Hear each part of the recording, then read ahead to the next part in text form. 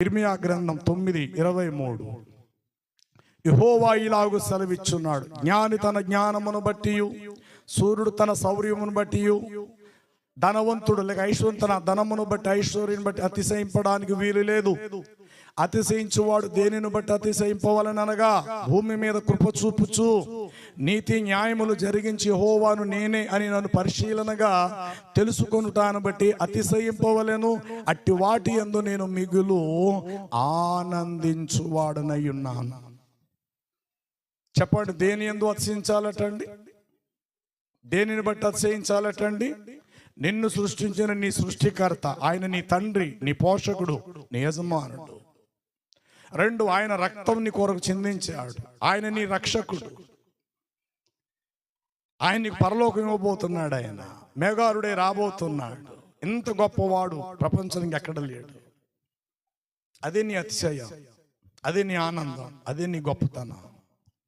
నువ్వు తాటేకుంటున్నా ధనవంతుడైన దేవుణ్ణి కలిగి ఉన్నావు. నువ్వు రోగువైనా స్వస్థత పరిచే దేవుణ్ణి నువ్వు కలిగి ఉన్నావు. నువ్వు మరణంలో ఉన్నా నిన్ను నిరంతరము జీవింప చేయగలిగే వాడి చేయి పట్టుకున్నావు. అదే నీ అతిశయం. లోకంలో దేనిని బట్టి అతిశయించద్దు. కానీ ఒక భయంకరమైన మాట ఏంటంటే, సంఘమట కొన్ని విషయాల్లో దేని యందు అతిశయిస్తారు అంటే, ఫిలిప్పీ పత్రిక చూడండి 2వ అధ్యాయం, ఫిలిప్పీ 3వ అధ్యాయం 19వ వచనం. అరే బాబు చూడు, సౌండ్ సిస్టమ్ వచ్చి ఉంటుంది చెప్పాలి. నాశనమే వారి అంతము, వారి కడుపే వారి దేవుడు, వారు సిగ్గుపడవలసిన సంగతుల యందు లేక సిగ్గుపడవలసిన వాటి యందు చెప్పాలి, వారు అతిశయపడుతున్నారట. ఎంత దరిద్రం అండి! సిగ్గుపడవలసిన వాటి యందు అతిశయమా? ఎంత తలదించుకోవాలండి, ఎంత తలదించుకోవాలి. సిగ్గుపడవలసిన వాటి యందా అంటే రాను రాను బట్ట కురసైపోతుంది స్టైలు, అదొక అతిశయం. ఏంటి, అతను ఆమె పూర్తిగా బట్ట కట్టింది, చచ్చ అస్సలు బాలా, ఇక్కడ దాకా వస్త్రం ఉంటే సూపర్. అంటే సిగ్గుపడవలసిన వాటి యందు మనుషులు ఈరోజు ఏమవుతున్నారట? అతిశయపడుతున్నారు. కానీ బైబిల్ ఏం చెప్తుంది? భూమి ఆకాశములు సృజించిన యెహోవాని దేవుడిని యెహోవాను బట్టి నీవు అతిశయించాలి. పౌలు అంటాడు 6వ అధ్యాయం 14వ వచనం గలతీ పత్రికలో అంటాడు, యేసుక్రీస్తు సిలువ యందు తప్ప మరి దేని యందును అతిశయించటం అనేది నాకు దూరం అవును గాక. దాని యందు నాకు లోకమునకు నేనును సిలువ వేయబడి ఉన్నాము. చాలు. దేని యందు అతిశయించాలి? యేసుక్రీస్తు ప్రభు సిలువ యందే నువ్వు నేను అతిశయించాలి. భూమి ఆకాశములను సృజించిన దేవుని యందే అతిశయించాలి. ఏ విషయములో సిగ్గుపడాలి, ఏ విషయములో సిగ్గుపడకూడదు. ఈ విషయాలు చాలా వరకు సంఘానికి కూడా తెలియదు ఈనాడు. ఏ విషయంలో సిగ్గుపడాలి అసలు? నిజంగా దేవుని పని చేయకపోతే నువ్వు సిగ్గుపడు. దేవుని పని నువ్వు చేస్తున్నావా? తలెత్తుకొని జీవించు. 2వ అధ్యాయంలో ఆదికాండములు ఈ మాట ఉంటుంది, 26 అనుకుంటా. ఏ కయ్యను ఎందుకు తలదించుకున్నావు? తలదించుకోవాల్సిన అవసరం నీకు ఎందుకు వచ్చింది? ఏ తల పైకెత్తుకునవా? 25 ఆదికాండము 2:25. వాడిద్దరు కూడాను ఉన్నప్పటికీ, ఇది మొదటి మాట అంటే స్టార్టింగ్ మీకు సిగ్గు అనేది అక్కడే స్టార్ట్ అవుతుంది. అయినను వారు సిగ్గు ఎరుగక ఉండిరి. ఏమి లేవు చెప్పండి వారు ఒంటి మీద? చెప్పరే, వస్త్రాలు లేవు, దానికి తగ్గ సిగ్గు కూడా లేదు. కానీ ఆ విషయం సిగ్గుపడాలి. కానీ ఆ తర్వాత ఎప్పుడో సిగ్గుపడ్డారు. ఈ అమ్మ ఇలా పరిగెత్తుకెళ్ళింది, అయ్య అలా పరిగెత్తుకెళ్ళి ఇద్దరు కలిసి 2 చెట్ల వెనకాల ఎక్కడో మొత్తం మీద దాక్కున్నారు.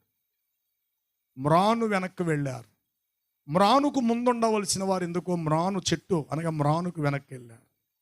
వెనకాతల సిగ్గు చేత ఉన్న వారిని ముందుకు తీసుకొచ్చే పనిలో సిగ్గు విడిచిపెట్టి యేసు ప్రభువారు మ్రాను మీద వ్రేలాడాడు. ఆయన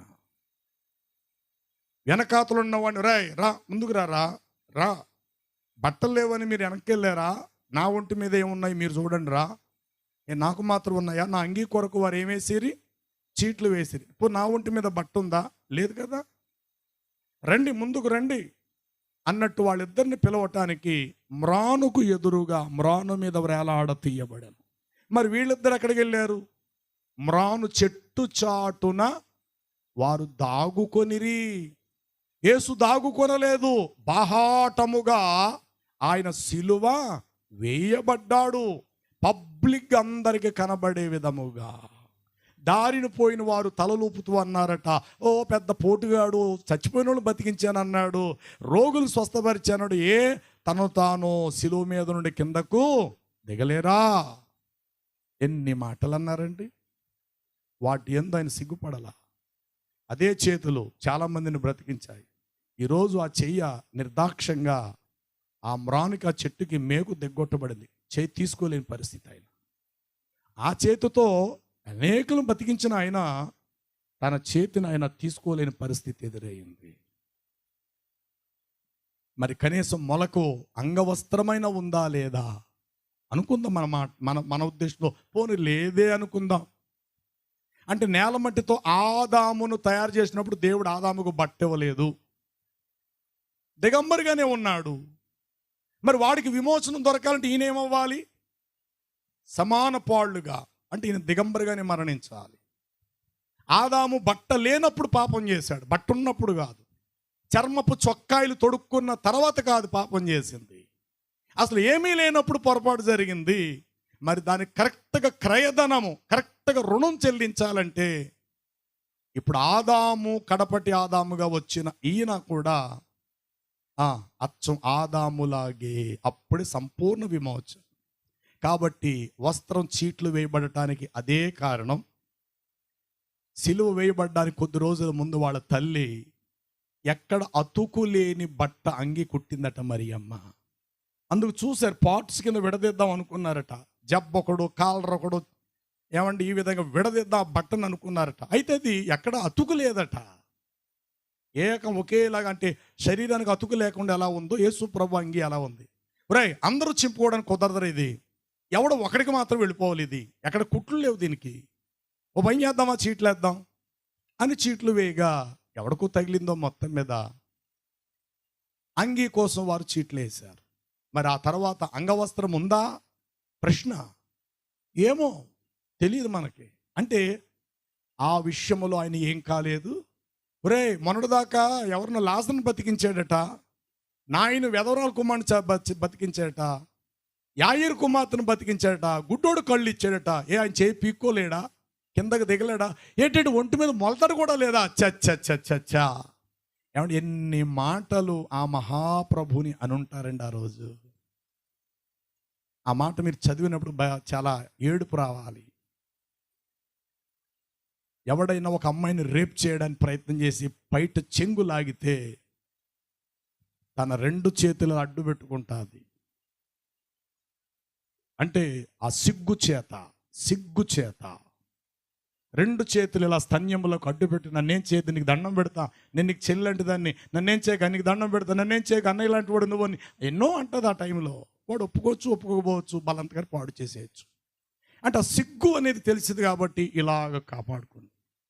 ఇంతమందిని యెరూషలేములో బ్రతికించిన మహానుభావుడు చివరికి ఒంటి మీద చిన్న గుడ్డ ముక్క కూడా లేకుండగా ఆయన మరణించినప్పుడు ఆయన సిగ్గుపడలేదు. ప్రియులారా, యెషయా గ్రంథము 50 అధ్యాయములో ఆ మాట మీకు కనబడుతుంది. 7వ వచనములో, ఆయన సిగ్గుపడని వాడు అని ఎరిగి ఆయన ముఖమును చెకుముకి రాతిగా చేసుకొని నేను.